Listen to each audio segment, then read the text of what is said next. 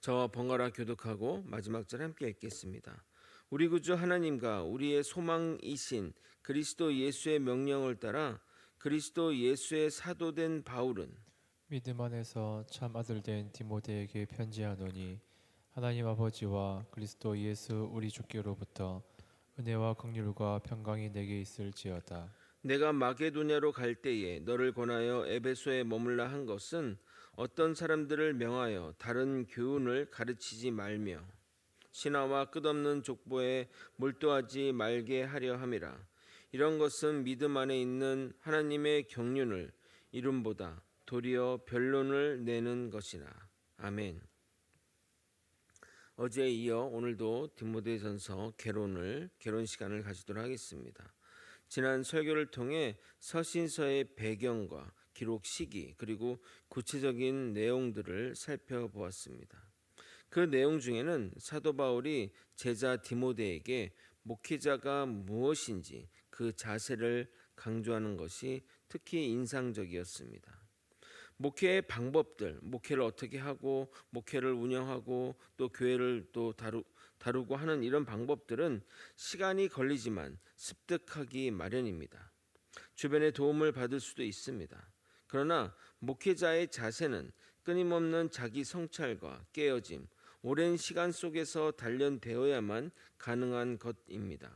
설교도 잘하고 여러 가지 사역적 재능도 뛰어난 목회자분이 계셨는데 소명 의식이 부족해 결국 사임을 했던 분이 계십니다. 옮겨가는 교회마다 처음에는 우와라고 시작해서 에효라고 끝이 났습니다. 그렇게 사역이 꺾일 줄 알았는데 계속 깎이고 다듬어져서 하나님이 쓰시기 좋은 그릇이 되자 사역도 탄력받아 좋은 열매를 많이 맺는 분이 되었습니다. 그래서 궁극적으로 이 사역의 성패는 목회자의 자세, 목회자의 바른 소명에서 나온다고 하겠습니다. 오늘은 서신서의 발신자와 수신자를 살펴보고 이 서신서를 쓴 첫 번째 이유를 살펴보도록 하겠습니다. 우리 성도님들에게 은혜와 긍휼과 평안이 넘치기를 예수님의 이름으로 소망합니다. 디모데전서 1장 1절과 2절에서 발신자와 또 수신자를 기록하였습니다. 먼저 발신자의 기록입니다. 우리 구주 하나님과 우리의 소망이신 그리스도 예수의 명령을 따라 그리스도 예수의 사도된 바울은 기본적으로 목회자는 하나님과 예수님의 명령을 따라 되어야 합니다. 이것을 부르심, 소명이라고 합니다. 다른 목회자가 어떻게 사역자 길로 들어섰는지 물어보지 않아서 잘 모르지만 소명이 없이 사역한다면 정말 이 길을 끝까지 걸어가기란 정말 힘이 들 것 같다는 생각이 듭니다. 소명 받고 가도 힘든데 말입니다. 과거에는 목회자에 대한 좋은 시선 또는 존경의 시선으로 바라보았지만 이제는 전혀 그렇지 않습니다. 기독교 윤리실천위원회에서 몇 년 전에 조사한 설문에 따르면 가장 신뢰하지 못할 직업으로 정치인을 꼽았는데 그 비슷한 수준으로 목회자가 뽑혔다는 사실에 실망감을 넘어 좌절했던 기억이 있습니다. 거기에 최저임금에도 미치지 못하는 사례비는 이 일은 사명 없이는 할 수 없게 만듭니다. 제가 신대원 시험을 볼 때만 해도 경쟁률이 3대 1이었는데 작년부터는 정원 미달이었고 올해는 더 심해질 것으로 예상합니다. 거기다가 교회마다 사역자 구하기가 특히 파트 사역자 구하기는 하늘의 별따기입니다. 적은 사례비에 스트레스를 받아가면서 사역하느니 알바하면서 주일 지키는 것이 더 좋다고 말하니 시대가 변했나 생각이 들 정도입니다. 사역자 세계도 빈익부인 부익부라고 작은 교회는 더 구하기 어렵고 큰 교회는 넘치는 이력서에 어찌할 줄 모른다고 합니다. 지방은 말할 것도 없습니다. 사례비 외에 교통비를 더 줘도 오지 않습니다. 그러나 하나님은 대형 교회만 가시고 도시에만 계시는가? 개인적으로 하나님은 작은 교회, 시골 교회에 더 마음이 쓰이시지 않을까 생각합니다. 원래 자식이 여럿 있어도 아픈 자녀 또는 가난한 자녀에게 마음이 더 가는 것이 부모의 마음처럼 말입니다. 반대로 이런 생각도 듭니다. 하나님이 가라 하면 어디든지 가야 하는 것이 사역자가 아닌가?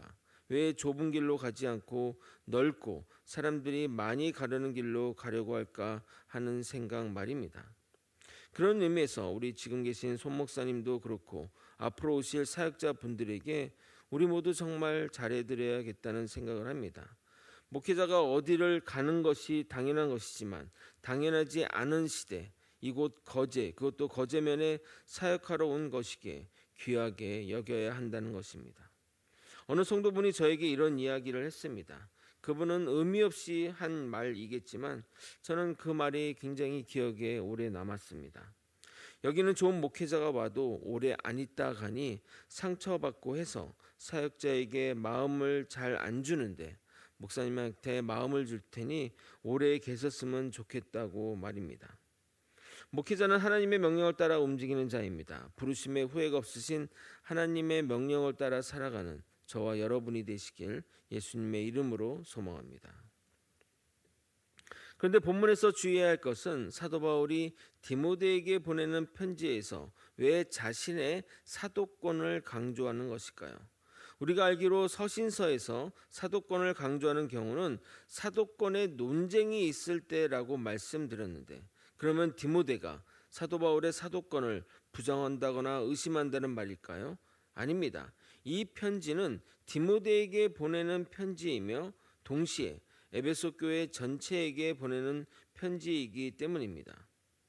우리가 알다시피 누가복음과 사도행전도 데오빌로 각하에게 쓴 서신서이지만 그 당시 모든 이들에게 회람되었던 것처럼 이 서신서도 1차적으로 디모데에게 보낸 것이지만 에베소 교회, 더 나아가 다른 교회까지 회람하여 읽게 만든 서신서이기에 이러한 강조를 하는 것입니다.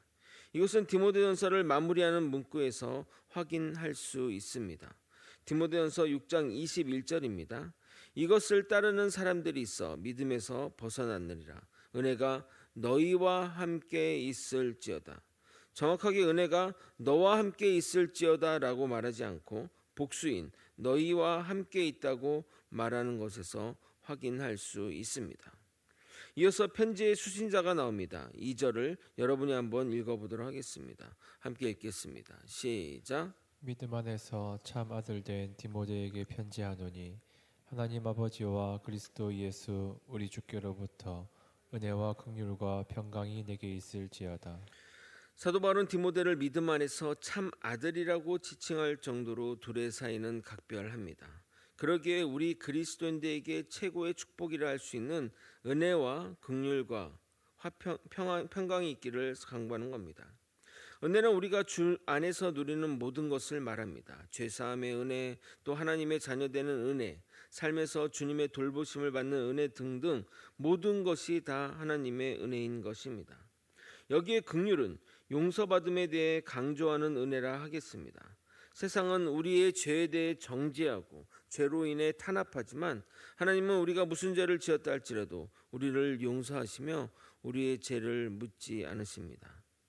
마지막으로 평강의 복은 지금같이 각박한 세상에서 사는 요즘 세대들에게 주는 최고의 복이라 하겠습니다.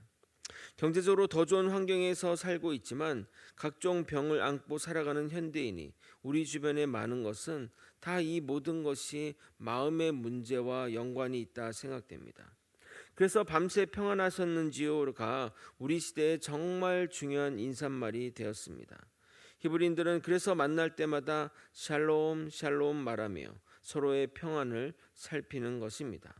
우리에게 정말 필요한 것은 바로 샬롬, 평강의 복이라 하겠습니다. 이어지는 3절과 4절은 디모데의 파송 시기와 파송 이후에 관한 기록입니다. 3절과 4절을 읽어도록 하겠습니다.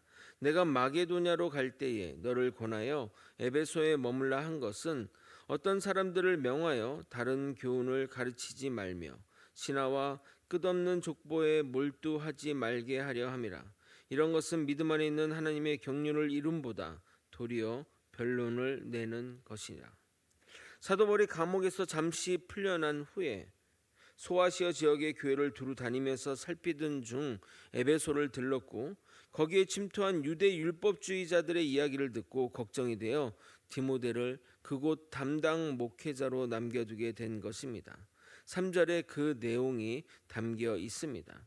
학자들은 사도 바울 자신이 얼마 안 있으면 순교할 것을 직감적으로 알았기에 이렇게 자신들의 제자들을 파송한 것이고, 자신 또한 모든 교회를 둘러보아야 하기 때문에 오래 있지 않고 마게도냐로 떠났다고 해석하는데, 그리 틀린 해석이 아니라고 생각됩니다. 에베소 교회는 복음에 다른 교훈을 가르치는 자들이 있었습니다. 당시 대표적인 다른 교훈은 이것입니다.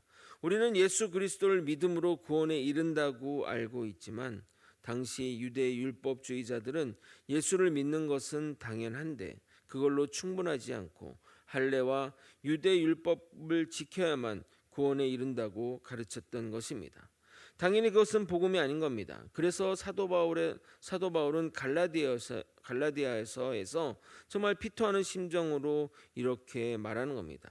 갈라디아서 2장 16절부터 21절까지를 읽고자 하는데, 여러분이 중간 부분은 읽어보시고 나중에 저는 앞과 뒤 그것만 읽도록 하겠습니다. 16절과 21절을 읽어도록 하겠습니다. 사람이 의롭게 되는 것은 율법의 행위로 말미암음이 아니요 오직 예수 그리스도를 믿음으로 말미암는 줄 알므로 우리도 그리스도 예수를 믿나니, 이는 우리가 율법의 행위로서가 아니고 그리스도를 믿음으로써 의롭다함을 얻으려 함이라. 율법의 행위로서는 의롭다함을 얻을 육체가 없느니라. 내가 하나님의 은혜를 패하지 아니하노니 만일 의롭게 되는 것이 율법으로 말미암으면 그리스도께서 헛되이 죽으셨느니라. 우리가 율법의 행위로 의롭게 되면 하나님은 헛되이 죽은 거죠. 하나님이 그냥 헛되이 죽고 우리랑 상관없이 죽은 것이 되는 겁니다. 4절에 보게 되면 신화는 쉽게 그리스 로마 신화라고, 왜냐하면 그 히브리인들에게는 신화가 없으니까 신화는 쉽게 그리스 로마 신화라고 판단할 수 있으나, 이 헬라어가 디도서에는 유대인의 허탄한 이야기로 해석하였기에 학자들은 당시 외경의 하나인 유대인의 주빌리서를 말하는 것이라고 추정합니다. 다시 한번 설명드리겠습니다. 4절에 있는 신화와 족보에 매달린다고 했을 때, 이 신화가 우리가 알고 있는 그 그리스 로마 신화를 지칭한다고 생각할 수 있는데, 그것이 아니라 이 신화로 쓰인 헬라어가 다른 디도서에는 그 유대인의 허탄한 이야기라고 해석했기에 학자들이 추정하는 그것들이 외경의 하나인 유대인의 주빌리서라고 말하는 것입니다. 이 책은 흔히 소창세기라고 불리는데, 그 이유는 창세기에 관련된 설명, 주석서이기 때문입니다. 그런데 이 책이 외경으로 분류하는 이유, 그러니까 여러분 정경이 있고 외경이 있죠. 그리고 위경이 있습니다. 위경은 가짜 성경을 얘기하는 거고, 외경은 정경에 포함되지 않은, 그렇다고 완전히 가짜라고 할 수 없는 그런 것들을 외경으로 합니다. 저희 외경에는 성경 자체가 없는데 카톨릭에는 외경을 또 성경으로 포함해서 읽기 때문에 우리가 그걸 또 문제로 삼기도 하는 이유이기도 하는 겁니다. 이 책이 외경으로 분류되는 이유는 조상의 족보가 확대 과장되어 있고 여인들의 이름이 날조되어 삽입되어 있으며 알레고리적, 즉 비유적인 내용들이 부가적으로 들어와 있기 때문입니다. 그런데 고대로부터 유대 랍비는 이러한 족보 조작에 끝없는 열정을 나타냈다고 합니다. 그래서 사도 바울은 그들의 행위를 비판하며 신화와 끝없는 족보에 몰두하지 말라고 권면하는 겁니다. 이런 일들은 언제나 있습니다. 우리도 과거 조선시대, 현종 때 예송 논쟁이라고 정말 일상의 삶에서는 전혀 상관없는 문제로 서로 칼부림이 나고 중내산에 했던 적이 있었습니다. 내용은 간단합니다. 현종의 아빠인 효종이 죽자 그의 계모인 장렬왕후가 상복을 1년 입어야 할지 3년 입어야 할지 하는 문제로 싸운 겁니다. 이 새벽에 자세히 설명드리기는 좀 못하지만 이 일로 논쟁에 진 자들은 관직에서 물러나고 귀양을 가고 했던 것입니다. 그래서 학문에 심취하다 보면 그러한 사소한 것에 목숨 걸고 하는 일이 벌어지기도 하는 겁니다. 랍비들은 그냥 그 안에서 그냥 계속 공부만 하고 이론에 심취하다 보니까 쓸데없는 것에 이렇게 하게 되는 겁니다. 가끔 정치권들이 이렇게 논쟁하는 걸 보면 우리 삶과는 전혀 상관이 없는데 뭐 저런 거 가지고 저렇게 죽기 살기로 싸우나 하는 것처럼 이렇게 그런 일들이 언제나 있었던 겁니다. 그래서 그런 것들을 하지 말라고 사도 바울도 권면하는 겁니다. 이러한 자들이 만들어내는 것은 끝없는 변론일 뿐 사도 바울도 그것을 지적하고 있습니다. 우리는 하나님의 계획 안에서 주님이 우리에게 베푸신 은혜와 우리가 해야 할 일을 알고 미래로 나아가야 하는데 끝없는 논쟁과 감정 소모만 일으킨다면 그것만큼 허송세월은 없을 것입니다. 신화와 족보를 잘 안다고 우리 구원에 어떠한 것이 변화되는 것은 없습니다. 그래서 가끔 교회에서 일어나는 분쟁들을 보게 되면 매우 소모적인 것들을 보게 됩니다. 나름의 진리를 다 내포하고 있지만 하나님의 작정이나 섭리를 따라가는 우리에게는 다 무의미한 것들입니다. 하나님은 우리가 분쟁하고 분리되어 서로 무의미한 감정 소모하기를 원하지 않으십니다. 무엇보다 주님을 더 알고 주님의 계획을 알고 주님이 우리를 향하신 뜻을 깨달아 아는 자리로 나아가야 합니다.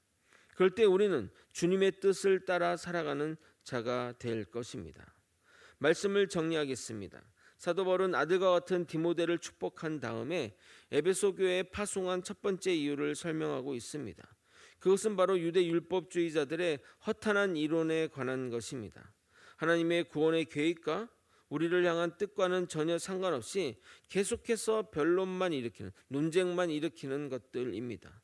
바리새파 사람들이 율법 연구에 심취하여 본인들도 지키지 못할 안식일 규례를 수천 가지를 만들어낸 것처럼 그러한 것들은 정말 허탄한 것들입니다. 결국 그러한 것들이 남을 판단하는 근거가 되거나 논쟁을 일으키는 것들이 됩니다. 교만의 도구라 할 수 있습니다. 우리가 항상 이러한 것들에 대해 주의를 기울이고 특히 복음 외에 다른 것을 더 얹거나 더 빼거나 해서는 안 될 것입니다.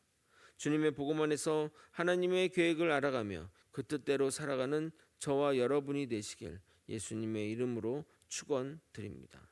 아멘. 기도하시겠습니다. 하나님 아버지, 우리의 삶 가운데 하나님이 베푸신 은혜와 긍휼과 또 자비와 또 그 사랑을 깨달으며 살아갈 수 있도록 이끌어 주시옵소서. 아버지, 허탄한 것들에 시간과 노력을 기울이지 않게 도와주시고 온전히 하나님만 바라보며 복음의 일에 매진해 나가며 또 우리를 향하신 하나님의 뜻을 알며 그 하나님의 뜻대로 살아가는 우리 모두가 되게 도와주시옵소서. 사랑이 많으신 예수 그리스도 이름으로 기도드렸나이다. 아멘.